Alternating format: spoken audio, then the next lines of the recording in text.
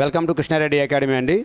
ఈరోజు మన కృష్ణారెడ్డి అకాడమీ అనేది అంచెంచెలుగా ఎదుక్కుంటూ అటు ఎడ్యుకేషన్ పరంగా కూడా హైలైట్ చేస్తున్నటువంటి అకాడమీ మంది. ఇప్పటివరకు అయితే ఆంధ్ర అండ్ తెలంగాణలో కలిపి గ్రౌండ్ పరంగా ఎవరు కూడా టచ్ చేయనంత విధంగా మన అకాడమీ అనేది లీడ్ చేసుకుంటూ తీసుకెళ్ళాం.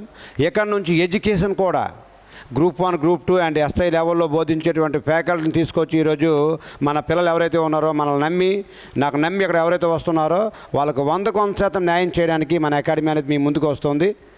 ఎందుకంటే ఇప్పుడు మీ ముందే ఒక సార్ ఉన్నారు, జీకే అండ్ కరెంట్ అఫైర్స్లో గ్రూప్ 1కి, గ్రూప్ 2కి అండ్ ఎస్ఐ అండ్ కానిస్టేబుల్కి చెప్పి ఈనాడు పేపర్లో వచ్చిన కాలమిస్ట్కి కూడా ఆయన ఒక కాలమిస్ట్గా ఉన్నారు. ఎందుకంటే ఏ రేంజ్ మన ఎడ్యుకేషన్ కూడా సిస్టమ్ని కూడా డెవలప్ చేస్తున్నాం అన్నది మీకు ఒక కాన్సెప్ట్ అర్థమవుతూ ఉండాలి ఇప్పటికే. కాబట్టి చాలా క్వాలిటీగా అకాడమీ అనేది ముందుకు తీసుకెళ్తున్నాం. దాంట్లోనే మన రామ్ గారు ఈరోజు మీ ముందుకి జీకే అండ్ కరెంట్ అఫైర్స్ మన అకాడమీ కూడా, ఎందుకంటే రానున్న 5, 6, 7 నెలలు 10 నెలల తర్వాత వచ్చే ఎగ్జామ్కి ఇప్పటి నుండే ప్రిపరేషన్ మొదలయ్యింది.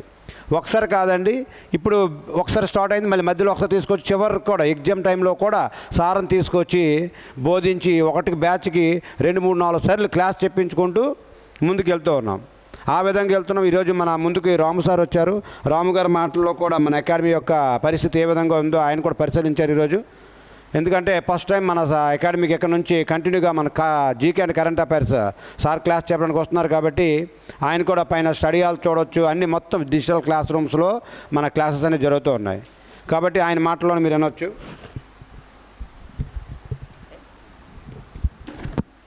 Okay sir, thank you sir. కింద కృష్ణారెడ్డి అకాడమీ అనేది ఈరోజు విజయనగరంలో సంచలనం అన్న. ఎందుకంటే ప్రధానంగా సార్కి ఎయిమ్ ఏంటంటే నాకు లాంటి వాళ్ళు జాబులు తయారు చేయాలని, అలాగే జాబ్కి రిజైన్ చేయిస్తాను అంటే నాకు లాంటి విజయనగరంలో కాకుండా ప్రతి రాష్ట్రంలో ప్రతి జిల్లాలో కూడా ఎంతోమంది స్టూడెంట్స్ని, నిరుద్యోగులు, అన్ఎంప్లాయ్మెంట్స్ని అండ్ ఉద్యోగులుగా మార్చాలని ఒక కసి సార్లో కనిపిస్తుంది ప్రధానంగా. ఎందుకంటే ఈ వాతావరణం ఈ గ్రామీణ ప్రాంతంలో అంటే చాలామంది కానిస్టేబుల్ అయితే పిల్లవాడికి లైఫ్ మారుతుంది, వారు ఉద్యోగం వస్తే వారి లైఫ్ మారుతున్న ఉద్దేశంతో చాలా కసిగా ఉన్నారు. సార్ మంచి ఫ్యాకల్టీ, మేము రాష్ట్ర స్థాయిలో 2 రాష్ట్రాలు ఈనాడు కాలమిస్ట్గా అన్ని విధాలుగా పనిచేసి మంచి ఫ్యాకల్టీ, ఎక్స్ట్రాడినరీ ఫ్యాకల్టీ, నేనే కాదు ఇంకా మంచి ఫ్యాకల్టీ తీసుకొస్తారు, ఎక్స్ట్రాడినరీ ఫ్యాకల్టీ.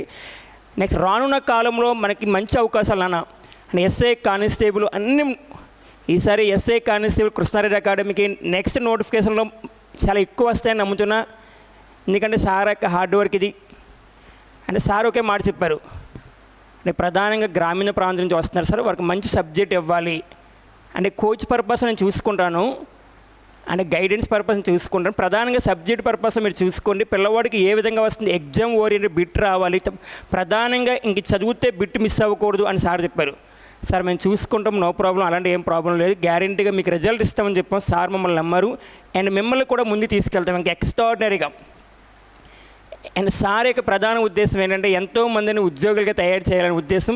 అండ్ మీరు కూడా సపోర్ట్ చేయాలి సార్ కూడా ప్రధానంగా. అంటే గ్రామీణ ప్రాంతంలో ఉన్న పిల్లలు అవ్వచ్చు, ఇంకా మీ ఫ్రెండ్స్ అవ్వచ్చు, మీ స్టూడెంట్స్ ఇంకెవరైనా దగ్గరలో ఉంటే, ఎవరైనా బంధువులు ఉంటే అంటే వారు కూడా కృష్ణారెడ్డి అకాడమీ ఎలా ఉంది, ఏ విధంగా బోధిస్తున్నారు, ఇక క్లాసెస్ ఎలా ఉన్నాయి, ఆన్లైన్ క్లాసెస్ ఎలా ఉంటున్నాయి, నెక్స్ట్ గ్రౌండ్ ఎలా ఉంది, ఇవన్నీ చెప్పగలగాలి మీరు. ఎందుకంటే సార్ ఒకరితో పని అయిపోతుంది, సార్ జస్ట్ ఒక గైడెన్స్ ఇస్తారు మీకు. అంటే సార్ యొక్క ఇంప్లిమెంట్ ఇవన్నీ మీరు చేయాలి. అంటే సార్ క్లాసెస్ ఎలా ఉన్నాయి అంటే రాష్ట్ర స్థాయిలో మంచి క్లాసెస్ ఇక్కడ జరుగుతున్నాయి, మనం బయటికి వెళ్ళవలసిన అవసరం లేదు. అంటే మన వేరు ఊరు అంటే ప్రధానంగా వేరు ఊరు అవసరం లేదు. అంటే మన విజయనగరంలో నెంబర్ 1 క్లాసెస్ జరుగుతున్నాయని చెప్పగలగాలి మనం. ఎందుకంటే బయటికి వెళ్ళి వేల ఫీజులు ఇవన్నీ మనం పెడుతున్నాం, అక్కడ హాస్టల్ ఫీజు ఇవన్నీ కడుతున్నాం. మీకు అద్భుతమైన ఫ్యాకల్టీ ఇక్కడికి వస్తున్నారు కదా, ఇంక మీకేం కావాలి? మంచి ఫ్యాకల్టీ వస్తున్నారు, ఉపయోగించుకోండి. గ్యారెంటీగా రానున్న కాలంలో మీరు విజేతలు అవ్వాలి. తప్పనిసరిగా ఇందాక వచ్చి మాట్లాడిన మీ అన్నయ్య లాంటి వ్యక్తి, బట్ మీరు మాట్లాడగలగాలి ఇక్కడ. అంటే జాబ్ వచ్చిన తర్వాత ఒక్కసారి జాబ్ వస్తే మన లైఫ్ మొత్తం మారుతుంది, మన ఫ్యామిలీ బ్యాక్గ్రౌండ్ మారుతుంది మెయిన్. అంటే ఇప్పటి వరకు నీకు జరిగే అవమానాలని ఆభరణాలుగా మార్చుకోవాలి. అంటే ఇప్పటి వరకు మన ఫ్యామిలీలో ఎన్నో అవమానాలు జరిగి ఉంటాయి, జాబ్ రాలేదు, ఇంకా జాబ్కి చదువుతున్నావా, జాబ్ ప్రిపేర్ అవుతున్నావా అని. ఈసారి గ్యారెంటీగా మీకు అందరికీ జాబ్ వస్తుంది, బాగా ప్రిపేర్ అవ్వండి. సార్ సపోర్ట్ కూడా మీకు ఉంటుంది, మా సపోర్ట్ కూడా మీకు ఉంటుంది అన్న. మీకు ఏ డౌట్ ఉన్నా సబ్జెక్ట్ పర్పస్లో ఏ డౌట్ ఉన్నా, not only current affairs GK ఏ డౌట్ ఉన్నా అడగవచ్చు. ఒక ఇంగ్లీష్ మ్యాథ్స్ తప్పించి అన్ని జనరల్ స్టడీస్ నా కమాండింగ్ ఉంటుంది. జీకే అండ్ కరెంట్ అఫైర్స్ ఫ్యాకల్టీకి ప్రతి సబ్జెక్ట్ మీద పాలిటీ, ఎకానమీ, జాగ్రఫీ అన్ని current economy, current polity, current geography మీరు అన్ని విధాలుగా ఉపయోగించుకోవచ్చు. అండ్ ఎస్ఎస్సీఏ కాదు, ఆర్ఆర్బీఏ కాదు, ఎస్ఐ, కానిస్టేబుల్, ఒక్కసారి GK and current affairs class వినగలిగితే నువ్వు ఏ ఎగ్జామ్ రాసినా నువ్వు రీచ్ అవుతావు. ఎందుకంటే ఎస్ఐ అంటే ప్రధానంగా ఎస్ఐలు GK and current affairs 55 marks, 55 మార్కులు, కానిస్టేబుల్ 30 మార్క్స్. అంటే జీకే అండ్ కరెంట్ అఫైర్స్ ఒక డిసైడింగ్ ఫ్యాక్టర్ అయిపోయింది. చాలామంది పేపర్ చదవడానికి అవగాహన లేదన్న, అంటే డైలీ కరెంట్ అఫైర్స్ ఏం చదవాలి, ఎలా చదవాలి అనేది అంటే ప్రతి ఒక్కరికి ఐడియా లేదు. మన కరెంట్ అఫైర్స్ రీచ్ అవ్వాలంటే ఇంగ్లీష్ మీడియం అయితే హిందూ పేపర్ ఫాలో అవ్వాలి, తెలుగు మీడియం అయితే ఈనాడు పేపర్ ఫాలో అవ్వాలి. ఇవన్నీ మీకు ఫాలో అవ్వకుండా మేమే దగ్గరకు వచ్చి నేర్పిస్తున్నాం. అంటే ఏదో పేపర్ చదివి అంటే ప్రతిదీ చదివి మీకు మైండ్లో పెట్టుకోలేరు. ఏం చదివితే ఎగ్జామ్లో క్వశ్చన్ వస్తుంది ఇవన్నీ మేము చెప్తాం. జస్ట్ మీరు రాసుకుని సరిపోతుంది. కానీ రాసింది ప్రతిసారి రెగ్యులర్గా రిపీట్ చేయాలి. రోజు రెగ్యులర్గా చదువుతూ ఉండాలి. అంటే మోర్ దెన్ ఎగ్జామ్స్ రాస్తూ ఉండాలి.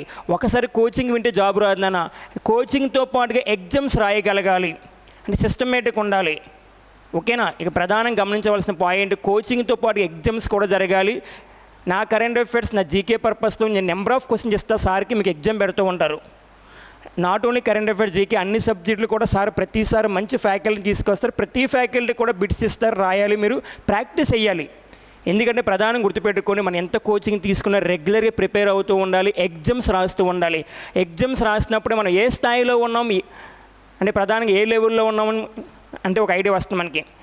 అంటే ఫర్ ఎగ్జాంపుల్ ఈరోజు 40 మార్క్స్ వచ్చాయి, 100 మార్క్స్, రేపు ఇంప్రూవ్మెంట్ చేసుకోవాలి. రేపు 50, తర్వాత 60, 70, 65 అలా డెవలప్ చేసుకోవాలి రోజు రోజుకి.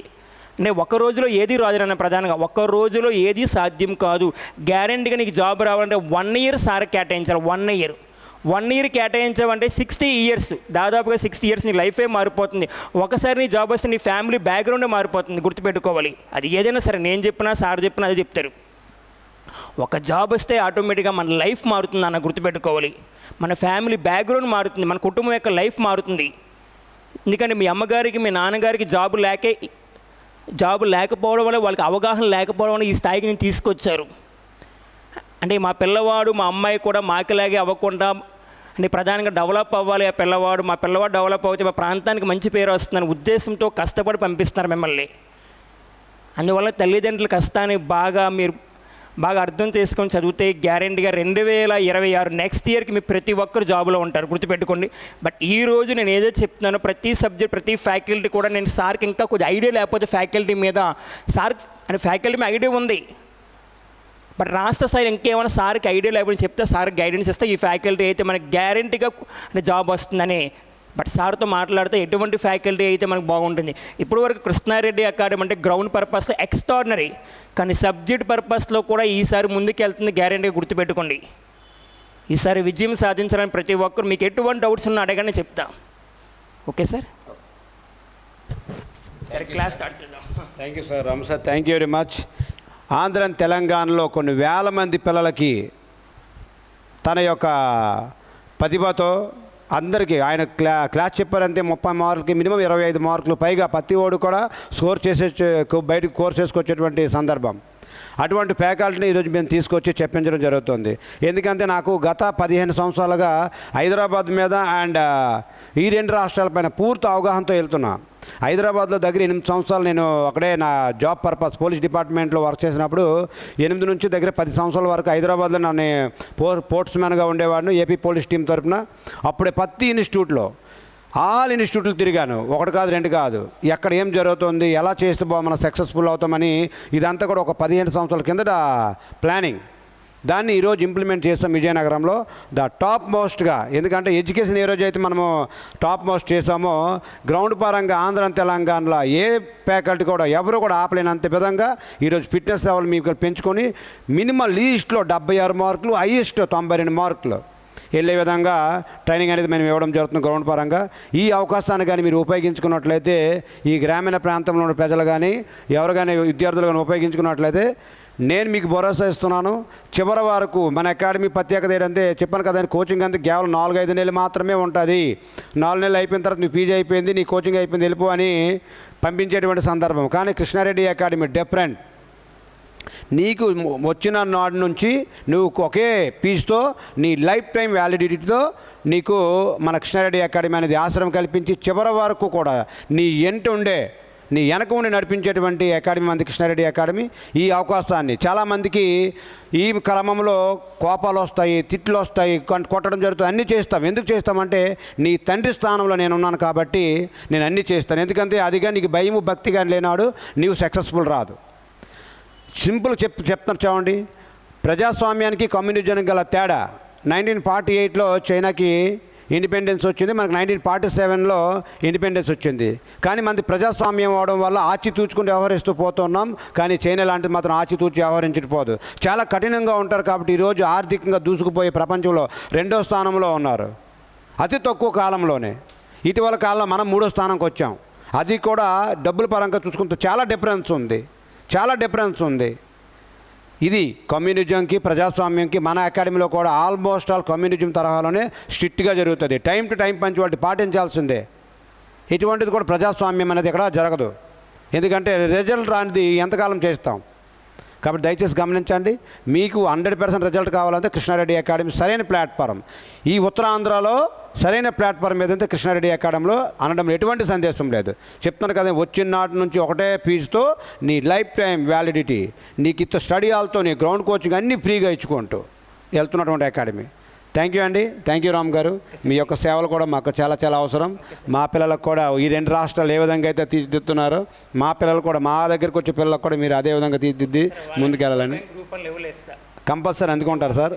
అందుకుంటారు. చాలా సీరియస్గా మా పిల్లలు కూడా ఉంటారు. Thank you very much sir.